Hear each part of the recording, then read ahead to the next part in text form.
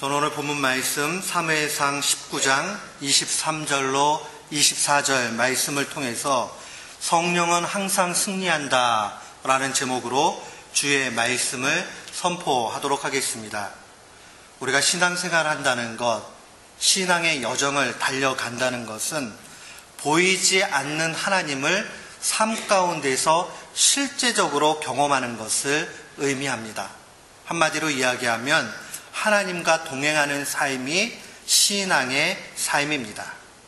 성경을 읽으면서 그 기록된 하나님의 말씀이 다른 사람의 삶의 이야기가 아니라 나의 경험과 현실이 되는 것, 그것이 바로 신앙 여정이라는 겁니다. 우리가 하나님과 더불어 가는 특별한 경험들이 있게 될 때에 우리의 삶은 힘이 있게 되고 열정적으로 살게 되고 역동적인 그러한 은혜를 받게 됩니다. 한마디로 이야기하면 성령 충만함이란 결국 하나님이 내 삶 가운데 간섭하시고 순간순간 함께 해주시는 것, 그것이 바로 성령 충만한 삶입니다.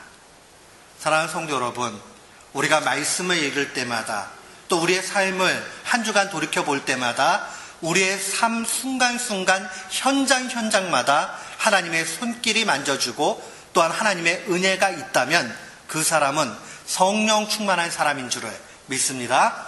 아멘. 에베소서 5장 18절 말씀에 주님의 말씀은 이렇게 우리에게 명령합니다. 술 취하지 말라. 이는 방탕한 것이니 오직 성령의 충만함을 받으라 라고 그렇게 명령합니다. 술 취하지 말라. 이 술 취하지 말라는 것은 단순히 물질적으로 느껴지게 그냥 술을 문자적으로 막 먹지 않는 그 차원을 이야기하는 것이 아닙니다.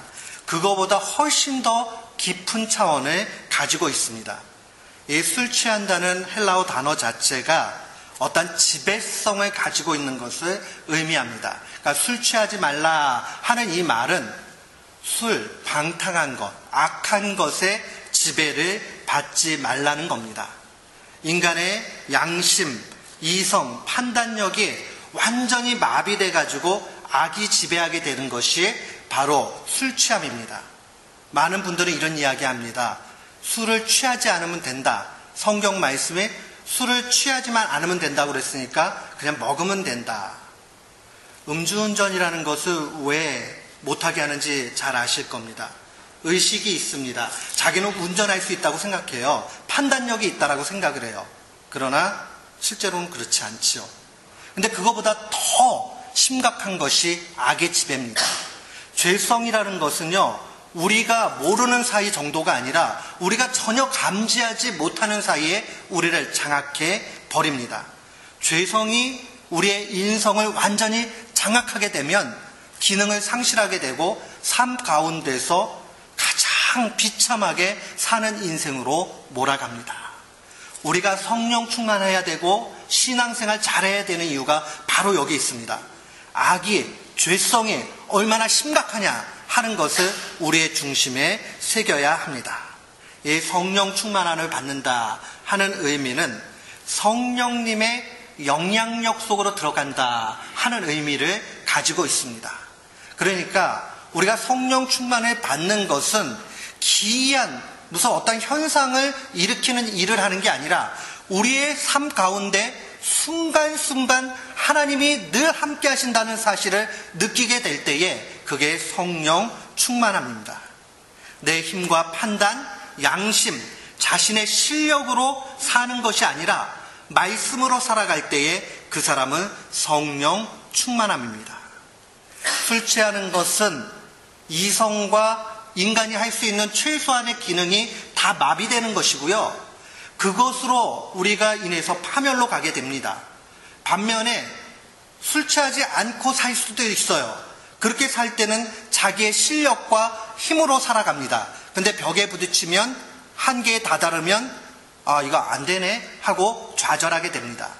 성령 충만한 삶이라는 것은 내 힘으로 사는 게 아니라 하나님이 주시는 능력으로 살아가는 겁니다.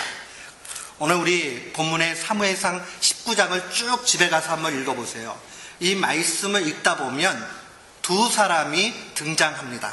한 사람은 사울 왕이고 또 하나는 다윗입니다. 사울 왕은 악신의 영향 속에서 지배받고 있는 사람입니다.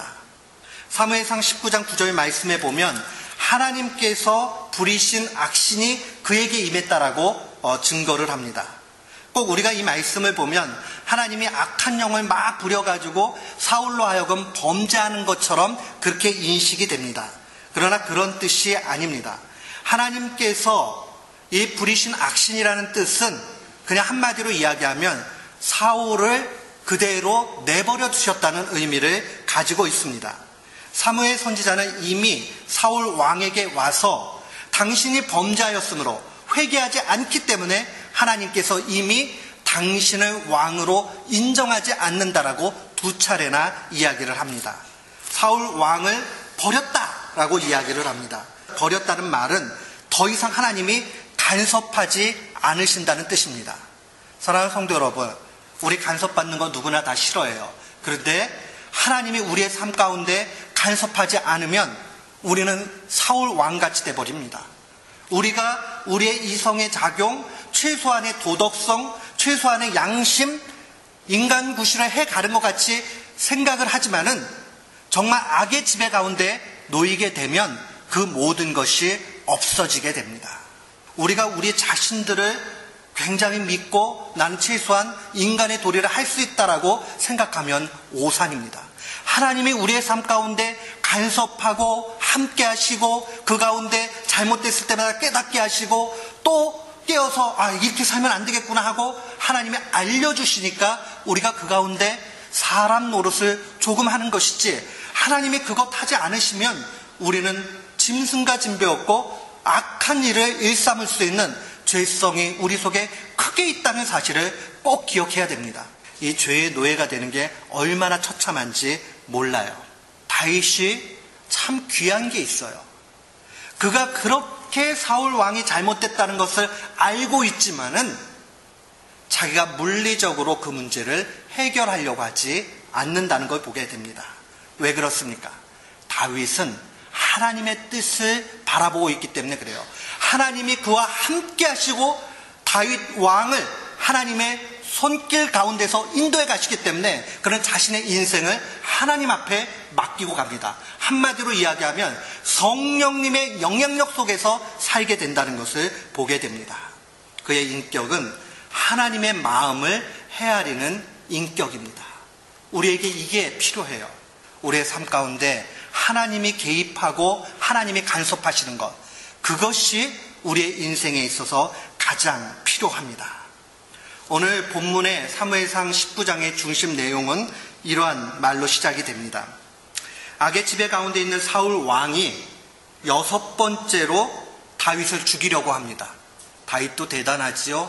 죽임에 그렇게 당할 상황들이 돼도 적극적으로 항변하지 않고 모든 것을 하나님 앞에 맡기면서 갑니다. 사울 왕은 수금을 타고 있는 다윗을 바라보면서 정말 저놈 없어지면 내가 행복하겠다라고 생각을 합니다. 그 자체가 하나님의 뜻을 보지 못하는 어리석음 가운데 있는 겁니다. 사울 왕의 딸이면서 다윗의 아내였던 미갈이 아버지의 마음을 잘 알아요. 아무리 봐도 아버지가 자기 남편을 죽일 것 같습니다. 이제는 안 되겠다 싶은 찰나가 되었습니다. 하나님이 미갈의 손길을 통해서 다윗을 구출합니다. 미갈이 다윗을 피신시키기 위해서 도망치게 만들어줘요. 그리고 그 찰나에 사울 왕은 자신의 메신저 사신을 보내서 다윗을 죽이려고 합니다. 그런데 이미 다 그 사실을 알고 있던 미갈이 다윗은 피신시켜 놓고 잠자리 침상 위에다가 인형을 하나 집어넣고 거기에 가발을 하나 씌워가지고 마치 누워 자는 것처럼 합니다. 사신이 와서 다윗을 찾습니다. 그때 미갈이 이야기하죠. 그가 병들어서 지금 침상에 있다. 얼핏 이렇게 보니까 침상에 있는 것 같이 보입니다. 그리고 그는 돌아갑니다. 옛날이나 지금이나 싸움에는 항상 그 정해져 있는 보이지 않는 룰이 있습니다. 아픈 사람과 싸우는 법은 없습니다. 그렇기 때문에 당장에 죽이지 않죠. 그러나 나중에 와서 보니까 그것이 미갈의 꾀를 통해서 일어난 일인 것을 알게 됩니다. 사울왕은 굉장히 분노하죠. 네가 내 딸인데 어떻게 저 미운 다윗을 그렇게 할 수 있느냐라고 이야기를 합니다. 도망친 다윗이 간 곳은 라마라는 곳입니다. 라마라는 곳은 바로 사무엘의 고향입니다. 사무엘이 있는 라마로 도망을 칩니다. 그 라마 안에서도 나요시라는 곳이 있어요. 그런데 참 재밌는 게 라이프 클라인이라는 성경학자가 이 라마 나요시 어딘가를 깊이 연구를 합니다. 나요시라는 말은 정착지, 공동체 이런 의미를 가지고 있어요. 그래서 영어에도 보면 라마에 있는 라얏 이렇게 번역이 돼 있어요. 특별한 공동체가 있었다는 거예요. 사무엘이 선지 생도들을 가리키는 그런 신학교였다라고 그렇게 생각을 합니다. 제가 봤을 때도 라이프 클라인 박사의 그 이야기가 참 설득력이 있습니다. 그러니까 그곳은 아주 영적으로 맑고 영적으로 굉장히 강한 그러한 영성을 지니고 있는 지역이었던 거예요. 그런데 이제 첩자가 나타나서 이 다윗이 바로 그곳 라마 나요스에 있다는 사실을 사울 왕에게 알려줍니다. 사울 왕이 미친 듯이 이제 광분을 하죠. 이제 이놈 잡아서 죽여야 되겠다. 그래서 자기 사신을 보냅니다. 근데 거기서 이상한 일이 계속 벌어지기 시작합니다. 사신을 보냈더니 그 사람이 이 라마에 있는 나요스로 가면 거기서 똑같이 성령 충만해져 가지고 거기서 하나님의 말씀을 자꾸 얘기하고 있는 거예요. 그러니까 하나님의 뜻을 보니까 다윗을 죽이러 가는 건데 죽이지 못하고 그냥 되돌아와요. 계속 3번을 그렇게 합니다. 이제 오늘 23절로 갑니다. 본문 말씀이에요. 23절에 사울 왕이 내가 직접 가야 되겠다고 그쪽으로 가게 되는 거예요. 이 직접 사울 왕이 라마 나요스로 가지요. 그때에 하나님의 신이 사울 왕에게도 임하시니 그가 라마 나요스에 이르기까지 행하며 예언을 했다라고 그렇게 증거가 됩니다. 여기서 우리가 좀 깊은 내용을 살펴볼 필요가 있습니다. 생각해 보세요. 지금 사울 왕은 악신의 영향력 가운데 있습니다. 하나님이 간섭하지 않기 때문에 악한 영이 틈타서 막 그를 괴롭게 만듭니다. 그런 상황인데 다윗을 죽이기 위해서 라마 나요스로 가지요. 그런데 거기에 하나님의 신 성령이 사울 왕에게도 임하게 됩니다. 그리고 거기서 하나님의 말씀을 증거합니다. 예언이라는 말은 우리가 생각할 때 앞으로 되어질 일들을 얘기한다라는 뜻보다는 이 예언이라는 말씀은 이미 약속되어진 하나님의 뜻이 어떻게 우리 가운데 임하게 되느냐 하는 것을 보게 되는 거예요. 한마디로 이야기하면 하나님께서 원하시는 것, 하나님의 의도, 이 모든 것을 파악하기 시작하는 겁니다. 마치 성령 충만한 사람들이 기록된 하나님의 말씀의 깊은 뜻을 끄집어내 알고 실천해 가는 것처럼 이 사울 왕도 그 가운데 있게 되는 거예요. 이것을 보면서 우리가 볼 수 있는 것이 있죠. 성령의 승리하심입니다. 하나님께서 부리신 그 악신이 완전히 성령 가운데서 무력화되는 것을 보게 됩니다. 그가 오히려 하나님의 뜻을 말하기 시작합니다. 성령 앞에서 철저하게 무너지는 사울 왕이 그려져 있는 것입니다. 성령님의 완벽한 승리죠. 이 본문에 대해서 드 그라프라는 사람인데 이 사람이 하나님 앞에 기도하면서 이 본문에 대해서 주석을 합니다. 이분의 유명한 책이 약속 그리고 구원이라는 책이 있어요. 이 책에서 이 본문을 해석을 하면서 고스란히 이렇게 이야기합니다. 잘 들어보세요. 사울은 그의 마음은 주의 성령에 대한 적개심으로 불타올랐음에도 불구하고 하나님의 일을 보고 말하였다. 그는 내키지 않았지만 하나님의 영광을 말했다라고 이야기합니다. 완전히 압도당해버리는 거죠. 그렇기 때문에 악신이 시키는 대로 가지 못하고 그저 가만히 있을 수밖에 없는 처참하게 죽어 있는 자기 자신이 발견되어집니다. 사랑하는 성도 여러분, 오늘 우리가 이 말씀을 좀 깊이 생각해 봐야 됩니다. 오늘 장로님 기도하신 것처럼 우리가 십자가에서 죽지 못하고 우리의 연약함이 있고 우리의 광분이 있고 우리의 분노가 있고 하는 일들이 언제 없어지게 되느냐? 그것은 바로 하나님께서 성령 가운데 우리의 삶을 개입하시고 인도해 가실 때에 우리의 모든 것이 완전히 짓밟혀 밑으로 내려가게 될 때에 성령의 역사 가운데 가능케 된다는 겁니다. 사람은 안 변하지요. 그 말이 틀리지 않습니다. 그런데 성령이 함께 하시면 변하게 되는 줄을 믿습니다. 집안 안에, 직장 안에 수많은 일들 가운데 걸림의 문제들이 얼마나 많습니까? 인간관계의 어려움도 있지만 실제로 수없이 많은 고통과 어려움을 우리는 당하면서 살아갑니다. 어떨 때는 이해가 안 가는 일도 만나게 됩니다. 또 어떨 때는 하필이면 왜 내 삶 가운데 이런 일이 있게 되는가 하고 하나님이 원망스러울 때가 있습니다. 그때마다 우리가 기억해야 되는 게 있습니다. 하나님께서 함께 하시면 모든 문제는 해결된다. 사람의 힘으로는 안 되지만 하나님이 함께 하시면 성령은 항상 승리한다 하는 이것이 우리 가운데 있어야 됩니다. 속썩이는 자식, 십자가 같은 남편, 아내, 누가 변하게 하겠습니까? 잔소리 해보세요. 싸움만 납니다. 그런데 성령의 인도하심을 간절히 바라면서 그 영혼을 사랑하는 마음으로 성령이 충만케 되기를 위해서 기도하십시오. 그러면 변합니다. 그리스도인들에게 있어서 변화를 시키고 개혁을 하고 새롭게 하고 하는 전제가 돼야 되는 것은 성령 충만함입니다. 오늘 23절 말씀을 보십시오. 사울왕이 또 그 옷을 벗고 사무엘 앞에서 예언하며 종일 종야에 벌거벗은 몸으로 누웠다라고 그렇게 증거합니다. 옷은 신분을 상징하지요. 눈에 좋아 보이던 나쁘게 보이던 어쨌든 사울은 왕입니다. 그런데 그 사울 왕이 옷을 벗고 벌거벗은 몸으로 종일 종야 지냅니다. 성령 앞에 완전히 굴복되어진 그 상황을 의미합니다. 사람이 바뀌어지는 것, 내 앞에 있는 걸림의 문제가 해결되는 것, 성령 충만할 때 해결됩니다. 성령께서 인도해 주시는 이 상황들을 우리는 기억해 나가야 됩니다. 우리가 신앙인으로 살아간다는 것은 성령 안에서 참 승리를 누리고 기쁨 가운데 사는 것을 의미합니다.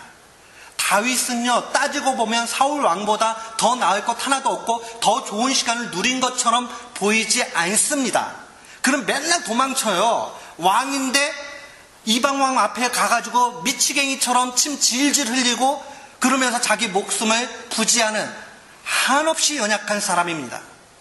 그런 다윗 왕이 차이가 있다면 그는 성령 안에서 참 자유를 누리고 기쁨 가운데 살았다는 겁니다. 어쩌면 우리의 삶 가운데요, 예수 믿고 신앙생활 한다고 해도 더 궁궐 같은 집에서 아니면 더 많은 명예를 가지고 더 많이 누리며 살지 못할 수 있습니다. 믿지 않는 사람들이 더 그렇게 살 수 있어요. 그러나 낙심하지 않는 것, 우리는 성령 안에서 참 자유를 누리며 사는 줄을 믿습니다. 아멘. 종교개혁을 했던 루터가 1525년에 노예의지론이라는 책을 한 권 씁니다. 당시는 휴머니즘, 인문주의가 팽배했던 시절이죠. 그래서 종교개혁이 있기 전에 그 시절들, 또 종교개혁이 있었던 시절에 가장 절정을 이룬 건 뭐냐면 중세교회를 탈피하고자 하는 그런 철학적인 사조가 있었습니다. 중세교회는 다 하나님 중심이에요. 근데 오늘날 얘기하는 하나님 중심이 아니라 조금 부정적인 의미에서 하나님 중심입니다. 그래서 인간성이 다 파괴되고 오직 그냥 교회가 시키는 대로 가는 그런 형태였어요. 근데 교회가 바로 가르쳐서 교회 중심으로 사는 것은 중요한데 껍데기는 교회 중심인데 내용은 교회하고 상관이 없는 가르침대로 갔습니다. 그러니까 타락을 했지요. 그러니까 많은 깨어있는 사람들이 어떻게 이야기하냐면 이 억압 속에서 벗어나야 된다 하는 것을 강조합니다. 그래서 1524년에 인문주의자, 휴머니스트였던 에라스무스라는 사람이 책을 한 권 써요. 그게 자유의지론이라는 책입니다. 이 책에 엄청난 영향을 끼치게 됩니다. 중세 억압받던 이것에서 벗어나자 하는 것으로 이제 막 가기 시작을 합니다. 그러니까 사람들이 거기에 열광을 합니다. 근데 루터가 1년 후에 노예의지론이라는 책을 쓰면서 완전 종지부를 찍지요. 그러면 그리스도인들이 누리는 자유가 뭐냐 하는 것을 그는 한마디로 이렇게 이야기합니다. 그리스도인의 자유는 선택하는 자유가 아니라 그리스도 안에서 죄의 속박에서 벗어나고 죽음의 공포를 극복하는 영적 자유라고 이야기합니다. 그러니까 우리가 이 땅 가운데 살아가면서 내 맘대로 뭐 하고 살아가는 이러한 선택의 자유가 아니라는 거예요.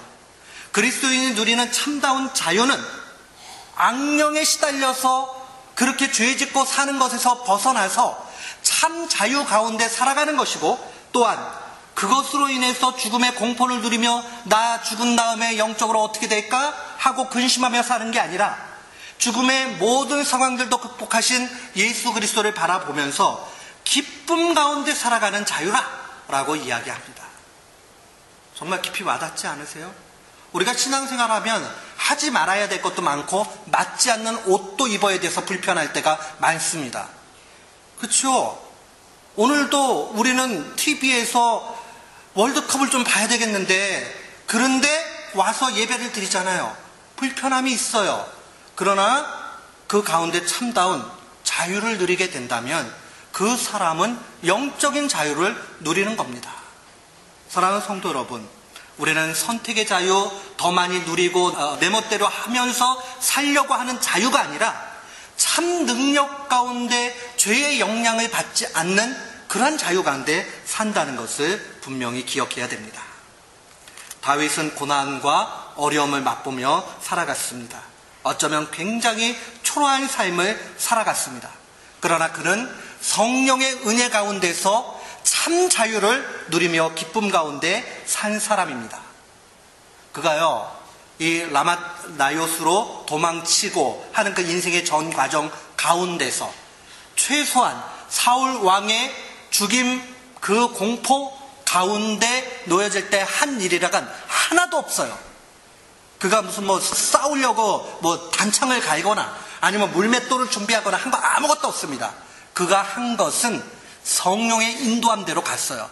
도망치라고 그러면 도망치고, 미친 척 하라고 그러면 미친 척하고, 그게 그의 인생이었습니다. 사랑하는 성도 여러분, 우리는 성령 충만한 가운데, 성령의 민감한 가운데 하나님의 인도하심을 바라볼 수 있어야 됩니다. 그렇게 살아가게 될 때에 우리 가운데 참 승리가 있습니다. 성령에 완전히 압도되어지는 일들이 필요합니다. 성령은 승리합니다. 그러니 우리 앞에 있는 수많은 문제들, 경제의 문제들, 건강의 문제들, 삶에 있는 관계의 문제들, 자녀의 문제들, 집안에 있는 문제들, 교회의 문제들, 모든 문제가 성령 충만한 가운데 가게 되면 결국 승리하게 되는 겁니다. 우리가 어떠한 신자가 되고 어떠한 교회가 되어야 합니까? 단순해요. 성령님이 시키는 게 뭔지 빨리 깨닫고 민감해서 그대로 따라가는 사람이 되면 됩니다. 성령에 압도되어지면 거기에 승리가 있는 겁니다. 그래서 우리는 부단히 영적인 사람이 되기 위해서 힘써야 됩니다. 그래서 하나님께서 원하시는 것을 따라갈 수 있는 사람, 그 사람이 돼야 돼요. 제가 목회하면서 참 신비한 일들을 경험합니다. 그 중에 하나가 뭔지 아세요? 사람은요, 어려움을 만날 때에 친한 사람을 찾는 게 아니라 영적인 사람을 찾는다는 사실을 알았어요. 그러니까 아무리 친해도 그 사람이 인간적으로는 좋아. 근데 기도도 안 해. 분별력도 없어. 그리고 맨날 세상 가운데 살아. 그 사람한테는 자기 속 얘기, 진짜 심각한 얘기 안 합니다. 그냥 즐길 때 좋은 거죠. 동네 친구. 그런데 친하지 않아도 심각한 성의 문제들이 있으면 영적으로 도움을 받을 수 있는 사람을 찾는다는 사실, 그것을 알게 됐습니다. 사랑하는 성도 여러분, 우리에게 영적인 친구들, 동역자들, 동무들이 있습니까? 우리 한번 생각해 봐야 됩니다. 우리가 그러한 사람이 되어야 되고 또 그런 사람들이 많이 있어야 됩니다. 그렇게 되면 모든 문제들이 주 안에서 해결됩니다. 성령이 크게 역사하는 교회, 성령이 크게 임하는 가정, 그렇게 되어지면 우리 앞에 아무리 큰 문제가 있어도 다 해결되게 되는 것입니다. 사랑하는 성도 여러분, 성령이 항상 승리한다. 악령에 시달렸던 사울도 성령의 능력 앞에서 굴복되었다 하는 이 사실을 마음에 깊이 새기고 성령 충만한 우리 모두가 되시기를 주의 이름으로 축원합니다. 아멘.